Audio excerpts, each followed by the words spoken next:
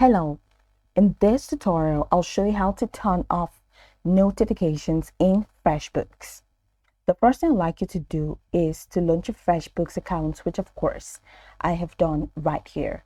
Now, the next thing is, how can you create an account on FreshBooks? It's pretty simple.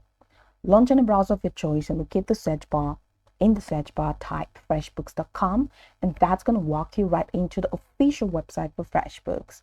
Once you get into FreshBooks, just follow through the on-screen instructions to create your account.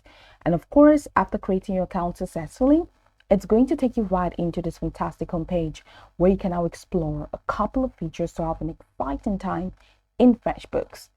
So now that we're here, let's quickly hop into today's text, and that is how to turn off notifications in FreshBooks. I'd like you to head over to the left navigation panel of your screen where you have dashboard, client estimates, invoices, payments, expenses, projects, time tracking, accounting, reports, apps, team members, items and services, bank connections, and settings. Go ahead and click on settings, and that's going to open up the settings window. Over here, you have three categories which include business profile, connections and integrations, and advanced preferences. So head over to business profile category and click on notifications.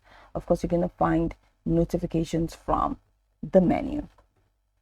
So click on notifications, and that takes you over here.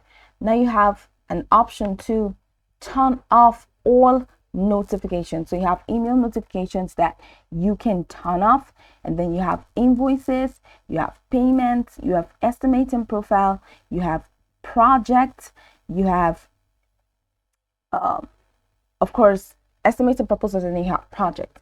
So head over to email notifications, and you have the option to turn off all email notifications with this toggle that is right here. So if you want to do that, just go ahead and toggle it off.